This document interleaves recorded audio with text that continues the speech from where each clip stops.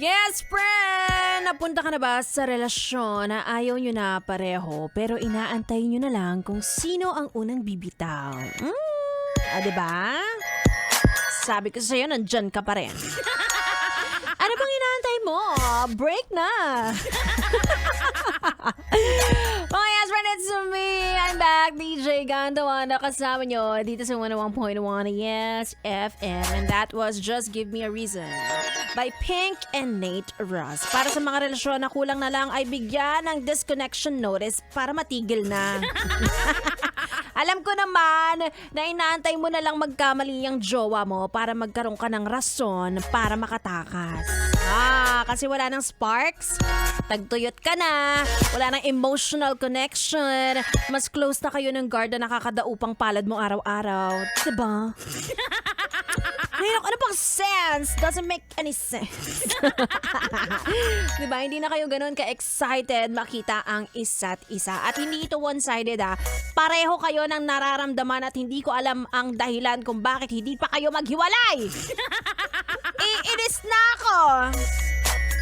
At yung vision na magkakasama kayo sa pagkanta. Kasi naman pala kanta kasi ako. Sorry na. Pagtanda ay unti-unti nang nag-fade. Relate na relate. Walang walang iyakan, pentuhan lang. Ang may bibigay ko lang na payo sa'yo, yes friend. Kung nasa ganyan kang sitwasyon, give it time. Ay, may pa ganon. At pagdating na yung araw na i-address nyo na ang sobra namang obvious na problema na ini-ignore nyo araw-araw, sana tama ang desisyon mo na umalis at siguraduhin mo huwag ka nang babalik, ha? Alam ko naman yung pagiging marupok mo ibang level na. Mas marupok pa sa kahoy na inaanay.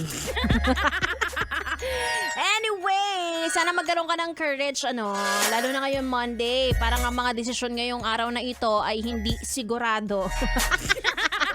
Nakakairita kasi araw ng Monday, lalo na kapag maliit ang sahod. Kasama niyo ako hanggang alas 9 ng gabi at sa aking pagbabalik, makakasama ko na ang bibi nyo off-air. Ay, on-air pala. Balik. Ang bibi nyo on-air at bibi ko naman off-air, si B-Boy Bibo. Kaya naman ituloy na natin ang ating tutugan. Tuto ka lang, dito lang sa 101.1 Yes FM. 101.1 Yes FM.